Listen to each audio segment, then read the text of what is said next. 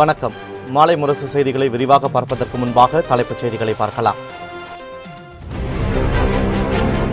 பரபரப்பான அரசியல் சூழலில் துணை முதலமைச்சர் ஓ பன்னீர்செல்வம் இல்லத்தில் அமைச்சர்கள் அவசர ஆலோசனை. அதிமுகவுடன் தேமுதிகவை இணைத்துக் கொள்ள தீவிர முயற்சி. ஊராட்சித்துறை சார்பில் மதி சமுதாய வானொலி சேவையை துவக்கி வைத்தார் முதலமைச்சர் எடப்பாடி பழனிசாமி. மகளிர் சுய உதவிக்குழுவினரின் வருவாயை இரட்டிப்பாக்கும் வழிமுறைகளை தெரிந்து கொள்ள ஏற்பாடு. பாஜக அரசின் சாதனைகள் குறித்து பிரதமர் பேசுவதை கேட்க தமிழக மக்கள் ஆர்வம். சென்னை விமான நிலையத்தில் மத்திய அமைச்சர் பியூஷ் கோயல் பேட்டி.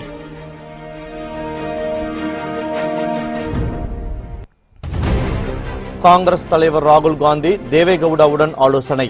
நாடாளுமன்ற தேர்தல் தொகுதி பங்கீடு குறித்து முக்கிய முடிவுகள் எடுக்கப்பட்டதாக தகவல்.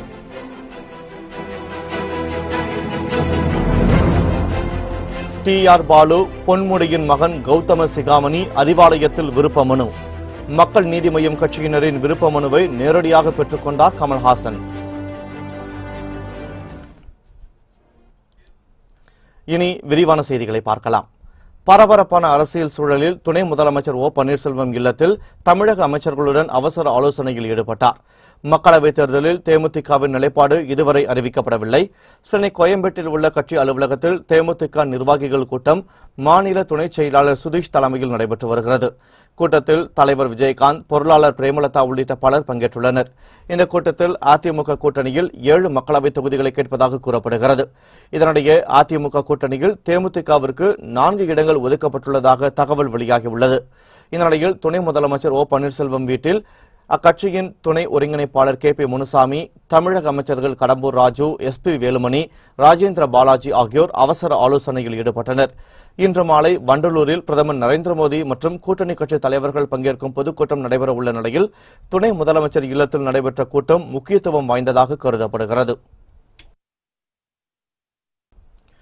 ஊரக வளர்ச்சி மற்றும் ஊராட்சித்துறை சார்பில் மதி சமுதாய வானொலி சேவையை முதலமைச்சர் எடப்பாடி பழனிசாமி துவக்கி வைத்தார். சென்னை கிரீன்வே சாலையில் உள்ள முதலமைச்சர் இல்லத்தில் பல்வேறு நலத்திட்டங்கள் துவக்கி வைக்கப்பட்டன.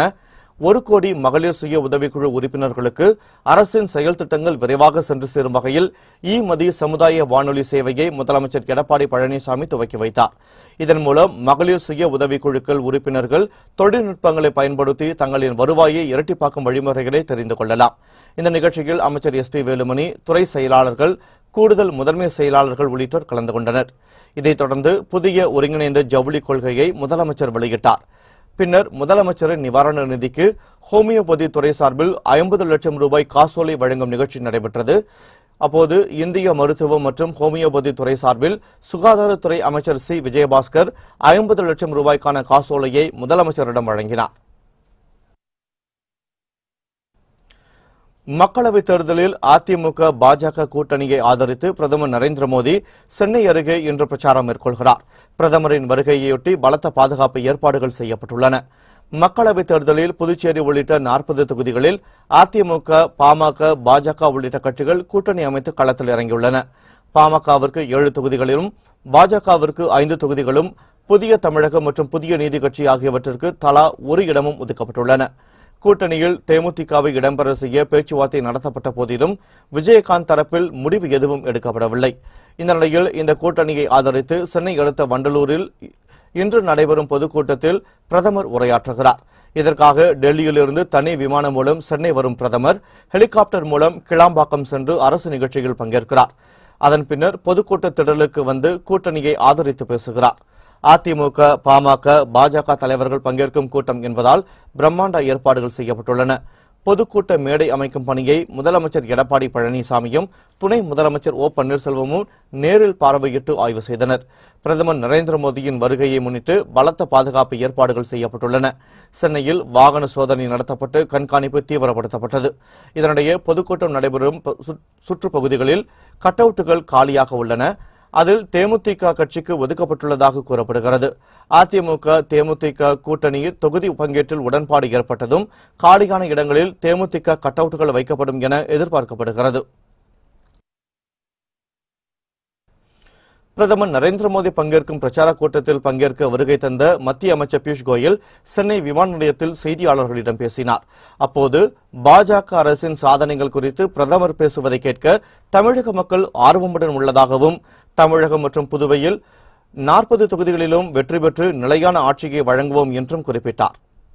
I would like to warmly welcome Honorable Prime Minister Shri Narendra Modi ji to Tamil Nadu, and I am sure the people of Tamil Nadu are looking forward to hearing him speak about the development that the country has witnessed in the last 5 years, to speak about the importance of a strong and stable government in India, and to give his blessings to the NDA alliance in Tamil Nadu, which I am sure will win all the seats, all the 40 seats in Tamil Nadu and Puducherry.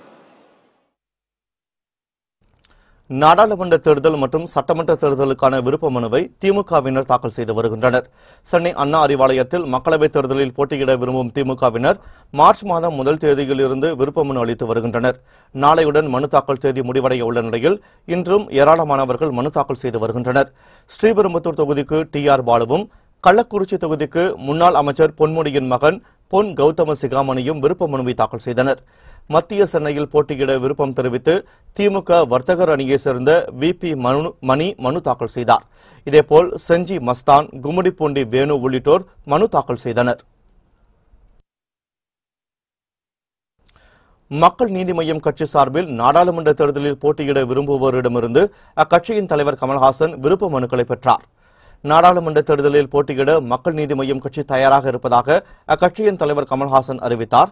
அதன்படி மக்கள் நீதி மய்யம் கட்சி சார்பாக வருகிற நாடாளுமன்ற தேர்தலில் போட்டியிடுவதற்கான விருப்ப மனுக்கள் பிப்ரவரி 28ஆம் தேதி முதல் வழங்கப்பட்டன.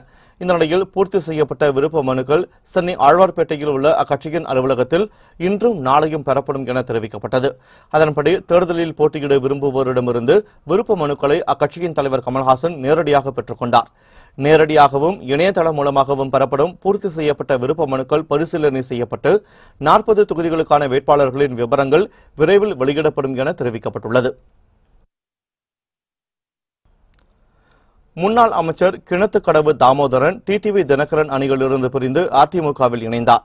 பின்னர் செய்தியாளர்களிடம் பேசிய அவர் மீண்டும் தாய் கழகத்திற்கு வந்திருப்பது மகிழ்ச்சி அளிப்பதாக தெரிவித்தார். நாடாளுமன்ற தேர்தலில் அதிமுக அமோக வெற்றி பெறும் என்று நம்பிக்கை தெரிவித்த தாமோதரன் விரைவில் TTV அணியில் இருந்து ஏராளமானோர் அதிமுகவினர் இணைவார்கள் என நம்பிக்கை தெரிவித்தார்.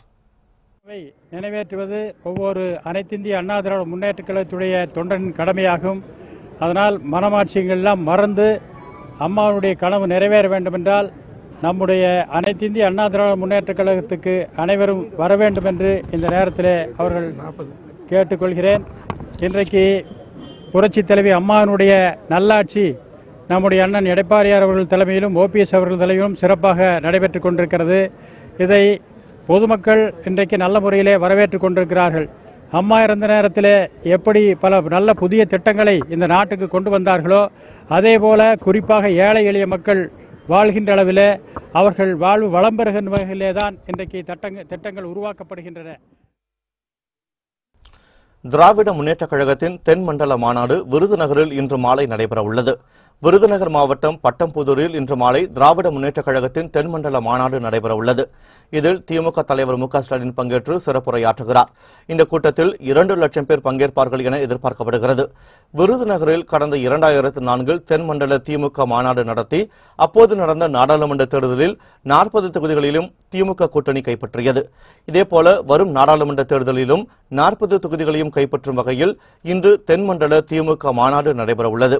பொதுக்கூட்டத்தை பிரம்மாண்டமாக நடத்த 85 ஏக்கரில் இடம் தேர்வு செய்யப்பட்டுள்ளது.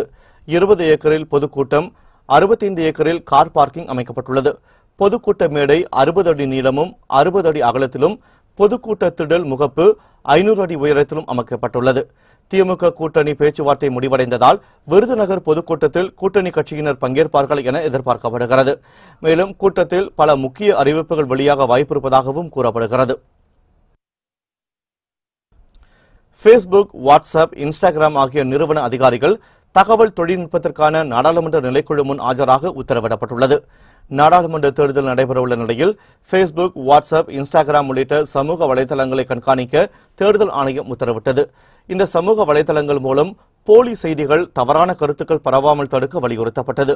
அதன்படி அனுராக் தாக்கூர் தலைமையிலான நாடாளுமன்ற நிலைக்குழு முன் கடந்த மாதம் ட்விட்டர் அதிகாரிகள் ஆஜராகினர். அப்போது நாடாளுமன்ற தேர்தலில் வெளிநாட்டு சக்திகளின் தலையீடு தடுக்கப்படுவதை உறுதி செய்யும் வகையில் பல்வேறு கேள்விகள் எழுப்பப்பட்டு விளக்கம் பெறப்பட்டது. மேலும் கருத்து திணிப்பற்ற தேர்தலை உறுதி செய்ய சமூக வலைதள நிறுவனங்கள் 24 மணி நேரமும் தேர்தல் ஆணையத்துடன் தொடர்பில் இருக்க அறிவுறுத்தப்பட்டதாகவும் கூறப்படுகிறது. இந்த நிலையில் பேஸ்புக், வாட்ஸ்அப், இன்ஸ்டாகிராம் ஆகிய நிறுவன அதிகாரிகள் இன்றைய தினம் நேரில் ஆஜராக உத்தரவிடப்பட்டுள்ளது. நாடாளுமன்ற தேர்தலுக்காக தொகுதி பங்கீடு விவகாரம் தொடர்பாக காங்கிரஸ் தலைவர் ராகுல் காந்தி மதசார்பற்ற ஜனதா தள கட்சியின் தேசிய தலைவர் தேவேகவுடாவுடன் ஆலோசனை நடத்தினார். கர்நாடகாவில் காங்கிரஸ், மதசார்பற்ற ஜனதா தள கட்சிகள் கூட்டணி அமைத்து ஆட்சி நடத்தி வருகின்றன. இந்த கூட்டணி வருகிற நாடாளுமன்ற தேர்தலிலும் இணைந்து போட்டியிட முடிவு செய்துள்ளது. ஆனால் இரு கட்சிகளிடையே தொகுதி பங்கீடு தொடர்பாக இழுபறி நீடித்து வருகிறது. இந்த நிலையில் நாடாளுமன்ற தேர்தலுக்காக தொகுதி பங்கீடு விவகாரம் தொடர்பாக காங்கிரஸ் தலைவர் ராகுல் காந்தி மதசார்பற்ற ஜனதா தள கட்சியின் தேசிய தலைவர் தேவேகவுடாவுடன் ஆலோசனை நடத்தினார். டெல்லியில் நடைபெற்ற ஆலோசனைக் கூட்டத்தில் மொத்தமுள்ள 28 தொகுதிகளில் எத்தனை தொகுதிகளில் இரு கட்சிகளும் போட்டியிடுவது, தேர்தல் அறிக்கை தயாரிப்பது உள்ளிட்டவை குறித்து ஆலோசிக்கப்பட்டது. இதையடுத்து செய்தியாளர்களை சந்தித்த தேவேகவுடா கர்நாடகாவில் மதசார்பற்ற ஜனதா தள கட்சி 10 தொகுதிகளில் போட்டியிட விருப்பம் தெரிவித்ததாக குறிப்பிட்டார். இதுகுறித்து ராகுல் காந்தி பரிசீலனை செய்வதாகவும் இரு கட்சிகளில் தேர்வுக்குழுவுடன் ஆலோசனை செய்த பின் முடிவு எடுப்பதாகவும் கூறியதாக தேவேகவுடா தெரிவித்தார். பாஜகவுடன் காங்கிரஸ் ரகசிய கூட்டணி வைத்திருப்பதாக ஆம் ஆத்மி கட்சியின் தலைவரும் டெல்லி முதலமைச்சருமான அரவிந்த் கெஜ்ரிவால் தனது ட்விட்டர் பக்கத்தில் குறிப்பிட்டுள்ளார். மக்களவைத் தேர்தலில் டெல்லியில் ஆம் ஆத்மியுடன் கூட்டணி அமைப்பதற்காக காங்கிரஸ் கட்சி 2 நாட்களுக்கு முன்பு பேச்சுவார்த்தை நடத்தியது. ஆனால் இந்த பேச்சுவார்த்தை முறிந்தது. இதையடுத்து காங்கிரஸ் தலைவர் ராகுல் காந்தியை நேற்று மாநில காங்கிரஸ் தலைவர் ஷீலா தீட்சித் சந்தித்து பேசினார். பின்னர் அவர் ஆம் ஆத்மியுடன் காங்கிரஸ் கூட்டணி அமைக்காது என்றும் தனித்து போட்டியிடும் என்றும் அறிவித்தார். இதுகுறித்து ஆம் ஆத்மி தலைவரும் முதலமைச்சருமான அரவிந்த் கெஜ்ரிவால் தனது ட்விட்டர் பக்கத்தில் கருத்து தெரிவித்துள்ளார். அதில் ஒட்டுமொத்த நாடும் நரேந்திர மோடி, அமித்ஷா இரட்டையர்களை தோற்கடிக்க விரும்பும் போது பாஜக எதிர்ப்பு ஓட்டுகளை பிளவுபடுத்தி அக்கட்சிக்கு காங்கிரஸ் உதவுகிறது என்றும் பாஜகவுடன் காங்கிரஸ் ரகசிய கூட்டணி வைத்திருப்பதாகவும் குறிப்பிட்டுள்ளார். இந்த புனிதமற்ற கூட்டணியை எதிர்த்து போட்டியிட ஆம் ஆத்மி தயாராக உள்ளதாகவும் அரவிந்த் கெஜ்ரிவால் தெரிவித்துள்ளார். காஷ்மீரின் ரஜௌரி மாவட்டத்தில் உள்ள இந்திய நிலைகள் மீது பாகிஸ்தான் ராணுவம் அத்துமீறி தாக்குதல் நடத்தியதால் பதற்றம் நிலவுகிறது. காஷ்மீரில் உள்ள இந்திய எல்லையில் பாகிஸ்தான் பயங்கரவாதிகளுக்கும் ராணுவத்தினருக்கும் அத்துமீறி தாக்குதல் நடத்தும் சம்பவம் அவ்வப்போது நடைபெற்று வருகிறது. இந்த நிலையில் ரஜௌரி மாவட்டத்தில் உள்ள இந்திய நிலைகள் மீது பாகிஸ்தான் ராணுவம் இன்று அத்துமீறி தாக்குதல் நடத்தியது. நவ்ஷோரா மற்றும் சுந்தர்பானி பகுதிகளில் பாகிஸ்தான் ராணுவத்தினர் நீண்ட நேரம் துப்பாக்கியால் சுட்டும் ராக்கெட் லான்ச்சர் மூலமும் அத்துமீறி தாக்குதல் நடத்தியதால் பதற்றம் நிலவுகிறது. இதையடுத்து அந்த பகுதிகளில் ஏராளமான பாதுகாப்பு படையினர் மற்றும் ராணுவத்தினர் குவிக்கப்பட்டுள்ளனர். கடந்த சில நாட்களுக்கு முன்பு நடைபெற்ற புல்வாமா தாக்குதலுக்கு பதிலடியாக இந்திய விமானப்படையினர் பாகிஸ்தான் பயங்கரவாதிகள் மீது தாக்குதல் நடத்தியது குறிப்பிடத்தக்கது. செய்திகள் தொடர்கின்றன. டெல்லியில் மத்திய அரசுக்கு சொந்தமான கட்டடத்தில் ஏற்பட்ட பயங்கர தீ விபத்தில் பல்வேறு முக்கிய ஆவணங்கள், கோப்புகள் எரிந்து நாசமாயின. டெல்லியில் உள்ள சிஓஜி வளாகத்தில் பண்டிட் தீன்தயாள் அந்தியோதயா பவன் கட்டடம் உள்ளது. இந்த கட்டடத்தில் மத்திய அரசின் பல்வேறு துறைகளின் அலுவலகங்கள் செயல்பட்டு வருகின்றன. இந்த நிலையில் இன்று அதிகாலையில் கட்டடத்தின் 5வது மாடியில் பயங்கர தீ விபத்து ஏற்பட்டது. சமூக நீதித்துறை அமைச்சக அலுவலகம் அமைந்துள்ள இந்த தளத்தில் ஏற்பட்ட தீயை அணைக்கும் பணியில் 24 வாகனங்களில் விரைந்து வந்த தீயணைப்பு வீரர்கள் ஈடுபட்டனர். தற்போது தீ கட்டுக்குள் கொண்டுவரப்பட்டுள்ள நிலையில் கட்டடத்தை குளிர்விக்கும் பணி நடைபெற்று வருகிறது. இந்த தீ விபத்தில் பல்வேறு முக்கிய ஆவணங்கள், கோப்புகள் எரிந்து நாசமாயின. அயோத்தி விவகாரம் தொடர்பான மேல்முறையீட்டு வழக்கை விசாரித்து வரும் உச்சநீதிமன்றம் தீர்ப்புக்கான தேதியை ஒத்திவைத்துள்ளது. அயோத்தியில் ராமர் கோவில் கட்டுவது தொடர்பான அலகாபாத் உயர்நீதிமன்ற தீர்ப்பை எதிர்த்து உச்சநீதிமன்றத்தில் 14 மேல்முறையீட்டு மனுக்கள் தாக்கல் செய்யப்பட்டன. அனைத்து மனுக்களையும் விசாரித்த உச்சநீதிமன்ற தலைமை நீதிபதி அமர்வு அவற்றை அரசியல் சாசன அமர்வுக்கு மாற்றியது. இதனிடையே கடந்த மாதம் 26ஆம் தேதி தலைமை நீதிபதி ரஞ்சன் கோகாய் தலைமையிலான அரசியல் சாசன அமர்வு விசாரணையை துவங்கியது. அப்போது அயோத்தி இட விவகாரத்தில் நடுநிலையாளர்களின் நியமனம் தொடர்பான நீதிபதிகள் யோசனை தெரிவித்தனர். இதனிடையில் அயோத்தி வழக்கு இன்று மீண்டும் விசாரணைக்கு வந்தது. அப்போது அனைத்து தரப்பு வாதங்களையும் கேட்ட நீதிபதிகள் இந்த வழக்கில் பல மத்தியஸ்தர்களை நியமிப்பதே தீர்வாக அமையும் என கருத்து தெரிவித்தனர்.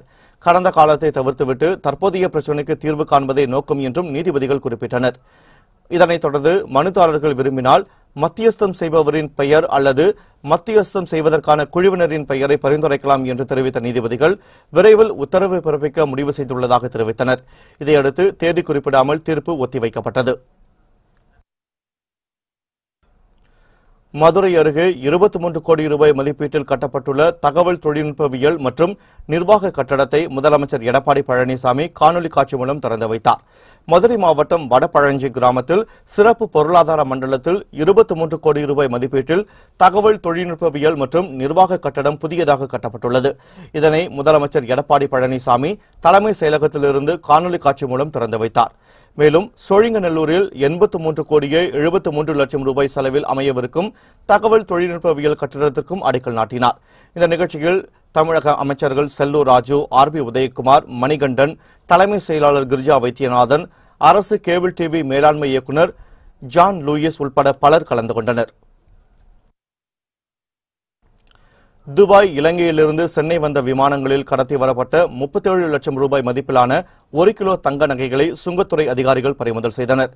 துபாய் மற்றும் இலங்கையிலிருந்து சென்னை பன்னாட்டு விமான நிலையத்திற்கு வந்த விமானத்தில் சென்னை, ராமநாதபுரம், புதுக்கோட்டை உள்ளிட்ட பகுதிகளைச் சேர்ந்த பயணிகளின் உடைமைகளை சுங்கத்துறை அதிகாரிகள் சோதனை செய்தனர்.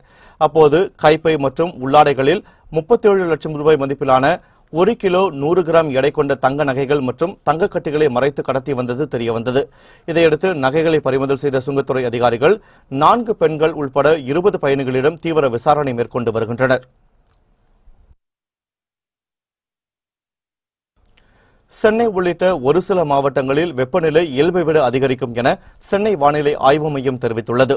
தமிழகத்தில் கோடை காலத்திற்கு முன்பாகவே வெயில் சுட்டெரித்து வருகிறது. இந்த நிலையில் தமிழகத்தின் ஒரு சில மாவட்டங்களில் வெப்பநிலை இயல்பை விட அதிகரிக்கும் என சென்னை வானிலை ஆய்வு மையம் தெரிவித்துள்ளது. சென்னை, திருவள்ளூர், காஞ்சிபுரம், திருச்சி, நாமக்கல், கரூர் மாவட்டங்களில் வெப்பநிலை இயல்பை விட 3 முதல் 5% அதிகரிக்கும் எனவும் அனல் காற்று வீசும் எனவும் ஆய்வு மையம் தெரிவித்துள்ளது. தமிழகம் மற்றும் புதுச்சேரியில் வறண்ட வானிலையே நிலவும் எனவும் சென்னை வானிலை ஆய்வு மையம் தெரிவித்துள்ளது. தமிழகத்தில் உள்ள பல்வேறு கிறிஸ்தவ ஆலயங்களில் தவக்காலத்தின் துவக்க நிகழ்வாக சாம்பல் புதன் வழிபாடுகள் நடைபெற்றன. இயேசுவின் உயிர்ப்பு பெருவிழாவிற்கு முன்பாக 40 நாட்கள் கிறிஸ்தவர்கள் தவக்காலம் கடைபிடிப்பது வழக்கம். புதன்கிழமையன்று குருத்தோலையை எரித்து சாம்பலை நெற்றியில் பூசப்படுவதால் அந்த நாளை சாம்பல் புதன் என கிறிஸ்தவர்கள் அழைக்கின்றனர். இதனிடையில் நாகை மாவட்டம் வேளாங்கண்ணியில் உள்ள ஆரோக்கிய மாதா ஆலயத்தில் சாம்பல் புதனையொட்டி சிறப்பு வழிபாடு நடைபெற்றது. இதில் திரளான கிறிஸ்தவர்கள் பங்கேற்று வழிபாடு செய்தனர். தொடர்ந்து வழிபாட்டில் பங்கேற்றவர்களின் நெற்றியில் பாதிரியார்கள் சாம்பலை பூசும் சடங்குகள் நடைபெற்றன.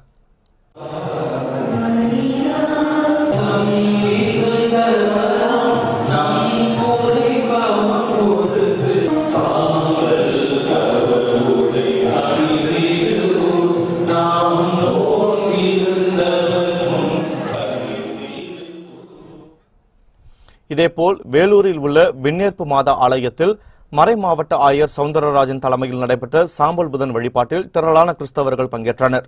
கன்னியாகுமரி மாவட்டம் கோட்டார் சவேரியார் ஆலயத்தில் சாம்பல் புதன் வழிபாடு நடைபெற்றது. கோட்டார் மறை மாவட்ட ஆயர் நசரேன் சூசை தலைமையில் நடைபெற்ற சிறப்பு திருப்பலியில் திரளான கிறிஸ்தவர்கள் பங்கேற்று வழிபாடு நடத்தினர். உலகமெங்கும் வாழுகின்ற கிறிஸ்தவ மக்கள் இன்றைய நாளில் திருநூற்று புதனை கொண்டாடுகிறார்கள். இன்றிலிருந்து நாங்கள் தவக்காலத்தினை ஆரம்பிக்கின்றோம். தவக்காலம் ஆண்டவருடைய இரக்கத்தின் காலம், அருளின் காலம், அவருடைய பேரன்பின் காலம் என்பதை இந்த தவக்காலம் அனைத்து மக்களுக்கும் உணர்த்துகிறது. ஆண்டவரிடமிருந்து பிரிந்து சென்ற மக்கள் மீண்டும் அவரிடம் திரும்ப வேண்டும் என இது அன்போடு அழைப்பு விடுக்கிறது என்று சொல்லலாம். இந்த தவக்காலத்தில் பல்வேறு முயற்சிகள் மேற்கொள்ளப்படுகின்றன. ஆன்மீக பயணங்கள், இன்னும் ஆழமான தியான அனுபவங்கள், அதையும் தாண்டி அறச்செயல்களில் அதிகமான மக்கள் ஈடுபடுவார்கள். அனைத்து நிலையில் வாழுகின்ற ஏழை எளிய மக்களுக்கு உதவுகின்ற காலமாய் இக்காலம் அமைய வாழ்த்துகிறேன். உயிர்ப்பை நோக்கிய நம்முடைய பயணம் தொடங்கட்டும், தொடரட்டும். இதேபோல் தூத்துக்குடி மாவட்டத்தில் உள்ள பிரசித்தி பெற்ற பனிமய மாத ஆலயத்தில் நடைபெற்ற சாம்பல் புதன் வழிபாட்டில் கிறிஸ்தவர்கள் பங்கேற்று சிறப்பு பிரார்த்தனையில் ஈடுபட்டனர். இதனையொட்டி கடைபிடிக்கப்பட்ட சிறப்பு திருப்பலிகள், கிறிஸ்தவர்களின் நெற்றியில் சாம்பல் பூசும் சடங்குகள் நடைபெற்றன.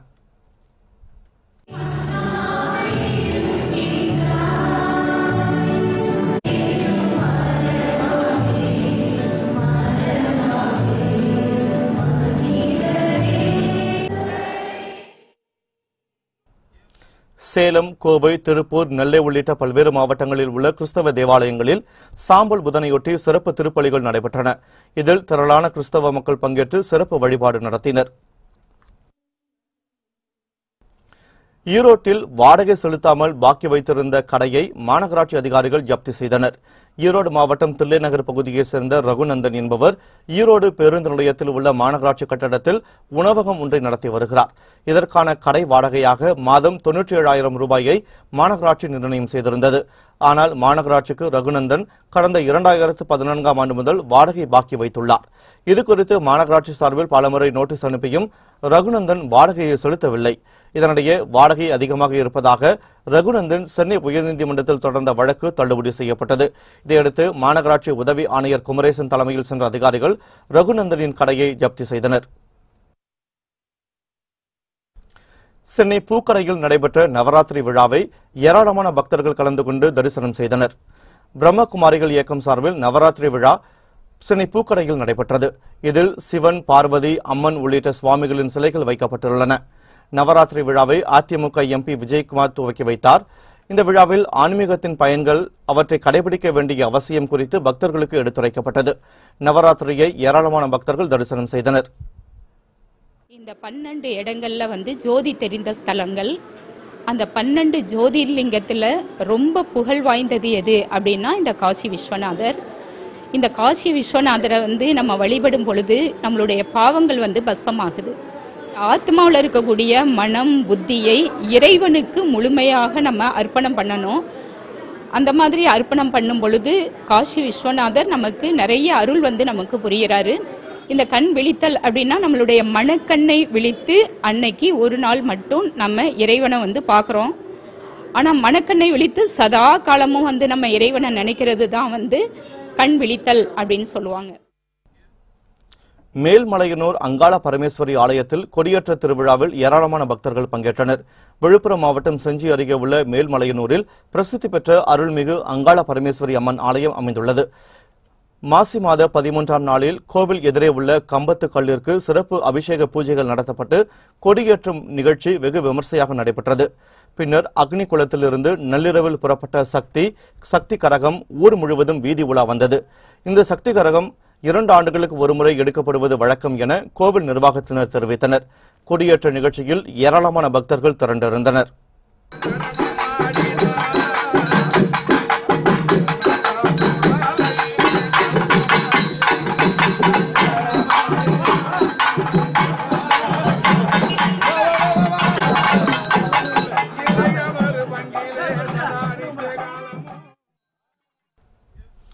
இதேபோல் திருப்பூர் மாவட்டம் காங்கேயத்தில் உள்ள அருள்மிகு அங்காளம்மன் கோவிலில் 93ஆம் ஆண்டு மகா சிவராத்திரி விழாவை முன்னிட்டு அக்னி பூக்குண்ட திருவிழா வெகு விமர்சையாக நடைபெற்றது. இதில் 1000க்கும் மேற்பட்ட பக்தர்கள் 3 நாட்கள் விரதமிருந்து கங்கணம் கட்டி குண்டத்தில் இறங்கினர். இந்த திருவிழாவில் தமிழகம், கேரளா, ஆந்திரா, கர்நாடகா, ஒடிசா உள்ளிட்ட பல்வேறு மாநிலங்களிலிருந்து 5000க்கும் மேற்பட்ட பக்தர்கள் பங்கேற்றனர்.